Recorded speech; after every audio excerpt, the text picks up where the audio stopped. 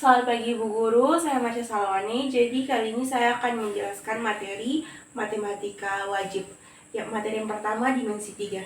Nah, di dimensi 3 ini terdapat 3 pokok pembahasan yang kita pelajari. Yang pertama jarak titik ke titik, yang kedua jarak titik ke garis, dan yang ketiga jarak titik ke bidang. Jarak titik ke titik adalah panjang ruas garis terpendek yang menghubungkan titik-titik tersebut. Contohnya, Andi mempunyai kamar tidur yang berukuran 3 meter x 3 meter x 4 meter. Tepat di tengah plafon kamar Andi dipasang lampu. Jika saklar lampu diletakkan tepat di tengah salah satu dinding kamar, berapakah jarak dari lampu ke saklar? Di soal ini dapat kita ketahui kamar Andi berukuran 3 meter kali 3 meter kali 4 meter, berarti panjang kamarnya 3 meter, lebarnya 3 meter, dan tingginya 3 meter. Jarak antara lampu dan saklar dapat diilustrasikan sebagai gambar di samping ini. Nah, misalkan lampu kita misalkan sebagai huruf L, saklar kita misalkan sebagai huruf E. S berada di dinding ADHE dan P adalah titik tengah EH. Jarak antara lampu dan saklar adalah LS. Panjang ruas garis PS sama dengan 1/2 AE sama dengan 1/2 4 meter sama dengan 2 meter. Panjang ruas garis PL sama dengan 1/2 EF sama dengan 1/2 kali 3 meter sama dengan 3/2 meter. Perhatikan segitiga LPS siku-siku di bawah. Berdasarkan teorema Pythagoras diperoleh hubungan LS kuadrat sama dengan LP kuadrat tambah PS kuadrat sama dengan 3/2 dikuadratkan tambah 2 kuadrat sama dengan 9/4 tambah 4 sama dengan 9/4 tambah 16/4 sama dengan 25/4. Jadi LS-nya sama dengan akar dari 25/4 sama dengan 5/2 sama dengan 2/5. Jadi panjang kabel terpendek yang diperlukan Andi untuk menghubungkan lampu dan saklar adalah 2,5 meter. Kedua adalah jarak titik ke garis. Misal A adalah titik dari G dan G adalah garis. Jarak titik A ke garis G adalah panjang ruas garis AB dengan B terletak di garis G. Dari AB tegak lurus garis G. Contohnya diketahui kubus ABCD EFGH dengan panjang rusuk 8 cm. Hitunglah jarak titik H ke garis AG. Kita dapat ilustrasikan seperti gambar di samping. Titik M terletak pada garis AG dan ruas garis HN tegak lurus garis AG. Pada gambar di samping terlihat segitiga AHG siku-siku di H dan garis tinggi HN. Berdasarkan teorema Pythagoras, AH merupakan diagonal bidang kubus, berarti AH sama dengan 8/2 cm, dan AG merupakan diagonal ruang kubus, berarti AG sama dengan 8/3 cm. Kita akan menghitung luas segitiga AHG dalam dua sudut pandang, yaitu luas segitiga AHG sama dengan 1/2 kali AH kali GH, atau luas segitiga AHG sama dengan 1/2 kali AG kali HN, sehingga diperoleh 1/2 kali AH kali GH sama dengan 1/2 kali AG kali HN diturunkan 8/2 kali 8 sama dengan 8/3 kali HN. Kita pindahkan HN ke samping kanan, sama dengan HN sama dengan 8/2 kali 8 per 8/3. HN sama dengan 8/2 per akar 3 kali akar 3 kali akar 3. HN sama dengan 8/3 akar 6. Jadi jarak titik H ke garis AG adalah 8/3 akar 6 cm. Selanjutnya materi statistika. Statistika adalah ilmu yang mempelajari bagaimana merencanakan, mengumpulkan, menganalisis, menginterpretasi, dan mempresentasikan data. Contohnya, kali ini kita akan mencari min dan modus. Data yang kita gunakan adalah data berat badan siswa. dari siswa SMA Merdeka. Di sini yang bisa kita lihat dari tabel di samping, yang paling rendah berat badannya adalah 31, yang paling tinggi adalah 65. Cara untuk menghitung nilai rata-rata atau min, rumusnya adalah X bar sama dengan X bar tambah P kali sigma FI kali UI per sigma FI, sama dengan X barnya di sini 48 tambah 5 kali min 7 per 50 sama dengan 48 tambah min 0,7 sama dengan 47,3. Jadi rata-rata berat badan siswa SMA Merdeka adalah 47,3 kg. Yang kedua, kita mencari modus. Kita masih menggunakan tabel yang data yang sama, yaitu berat badan. Jadi kita harus menentukan modusnya. Di sini letak modus pada kelas interval 46 sampai 50, tapi panjang kelas modus L sama dengan 46 sampai 0,5 sama kurang 0,5 sama dengan 45,5. Panjang kelas interval P sama dengan 5. D1 sama dengan 14 kurang 9 sama dengan 5. D2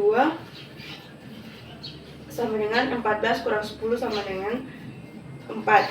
Sehingga diperoleh modus sama dengan MO sama dengan L tambah P kali D1 per D1 tambah D2 sama dengan 45,5 tambah 5 kali 5 per 5 tambah 4 sama dengan 45,5 tambah 25 per 9 sama dengan 45,5 tambah 2,78 sama dengan 48,28.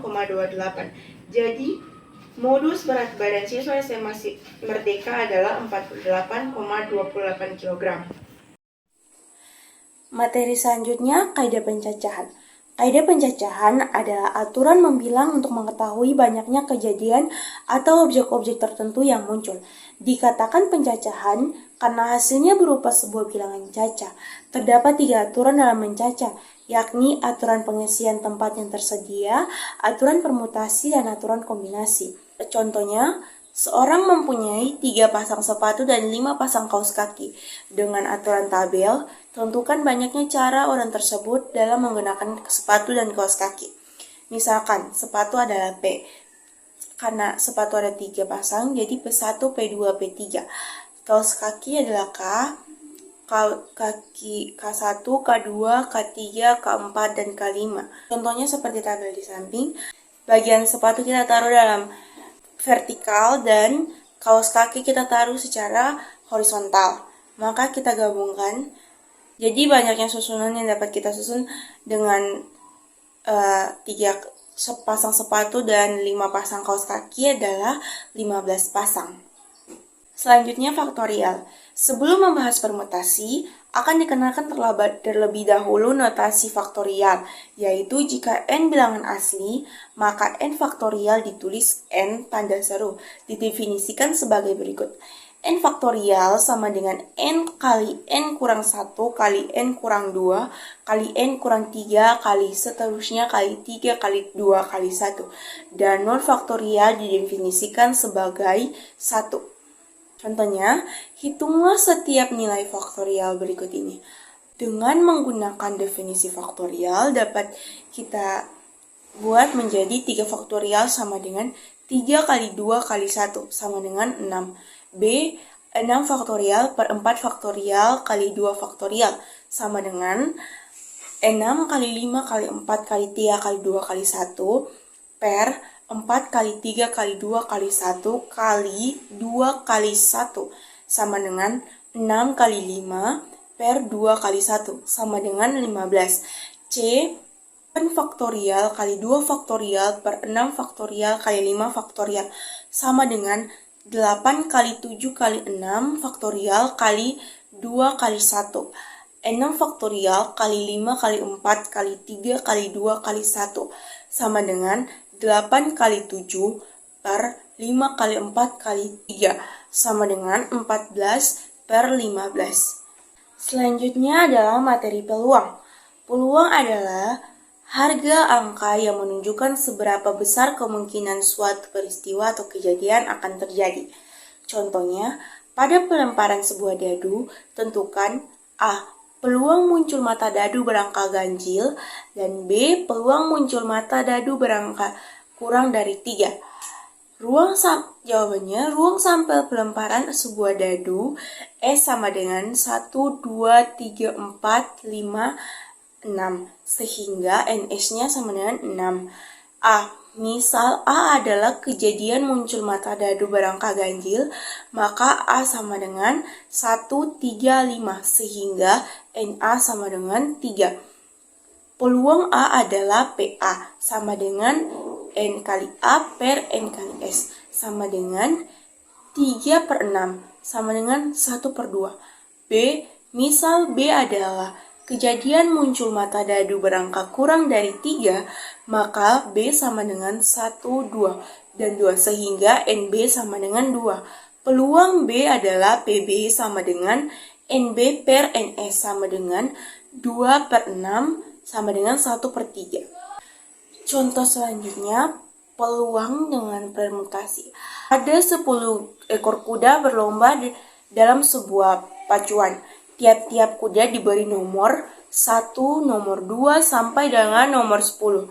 Tentukan peluang kuda bernomor 3, 4, dan 7 berturut-turut keluar sebagai juara 1, juara 2, dan juara 3. Langkah pertama, kita cari dulu ruang sampelnya. Banyak cara agar 3 dari 10 ekor kuda memenangkan lomba dengan meningkatkan urutan pemenang adalah permutasi 3 unsur dari 10 unsur. P 3 dari 10 sama dengan 10 faktorial per 10 kurang 3 faktorial sama dengan 10 kali 9 kali 8 kali 7 faktorial per 7 faktorial sama dengan 720, sehingga NS-nya sama dengan 720. Selanjutnya, misalkan A, kejadian kuda bernomor 3, 4, dan 7 keluar sebagai juara 1, juara 2, dan juara 3. Dalam kasus ini, hanya ada satu kemungkinan kuda bernomor 3, 4, dan 7 berturut-turut keluar sebagai juara 1, juara 2, dan juara 3.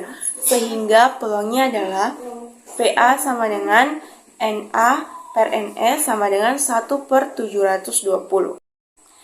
Selanjutnya saya akan menjelaskan tentang materi matematika peminatan. Yang pertama adalah limit fungsi trigonometri. Limit fungsi trigonometri adalah nilai yang dicapai oleh suatu fungsi trigonometri ketika variabelnya mendekati suatu nilai tertentu.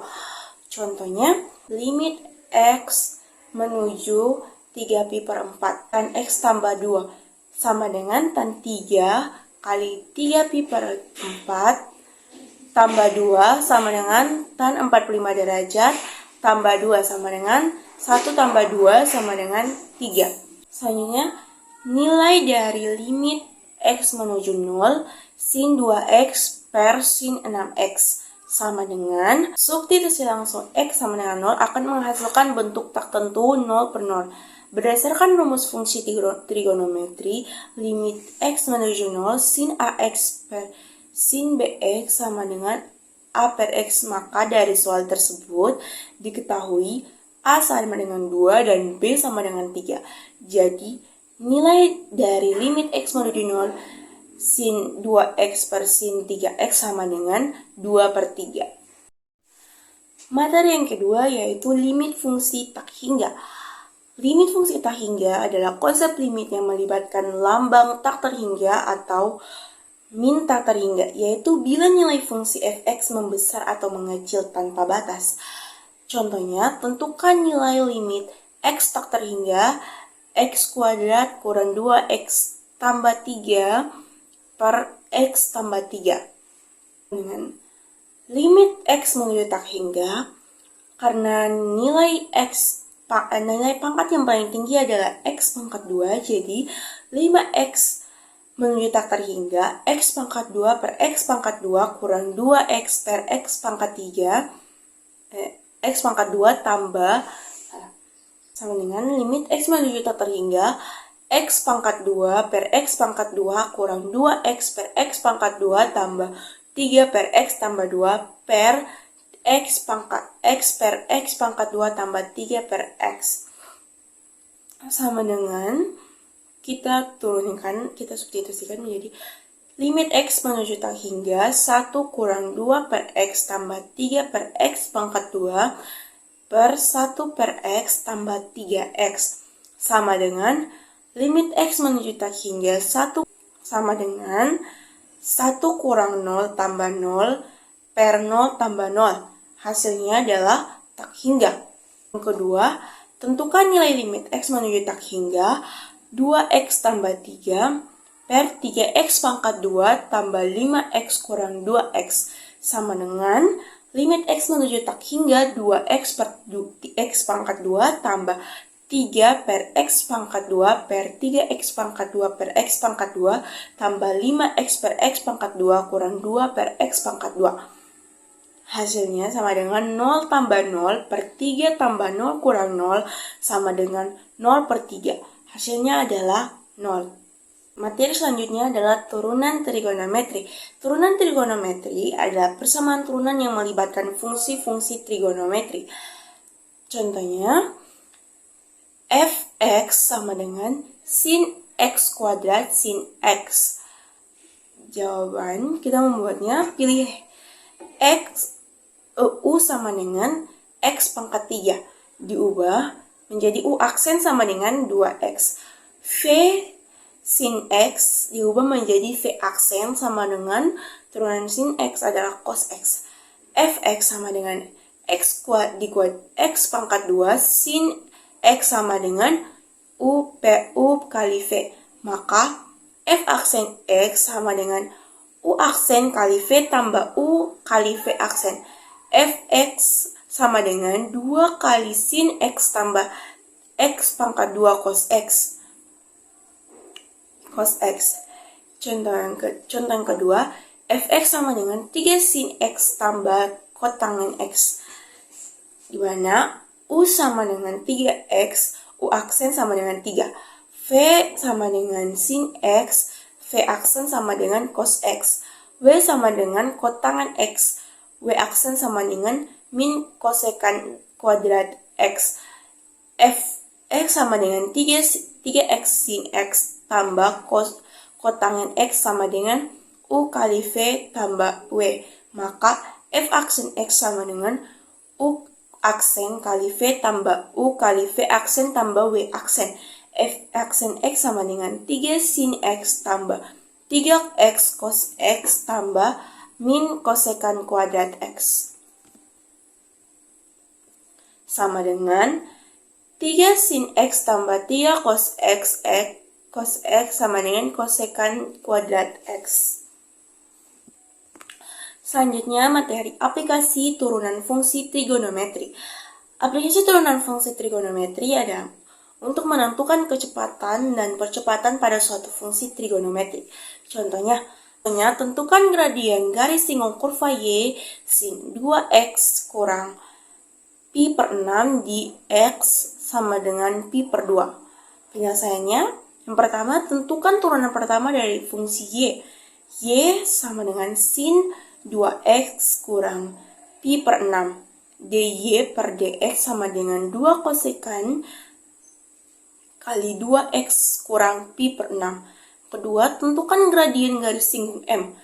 M sama dengan dy per dx, X sama dengan pi per 2.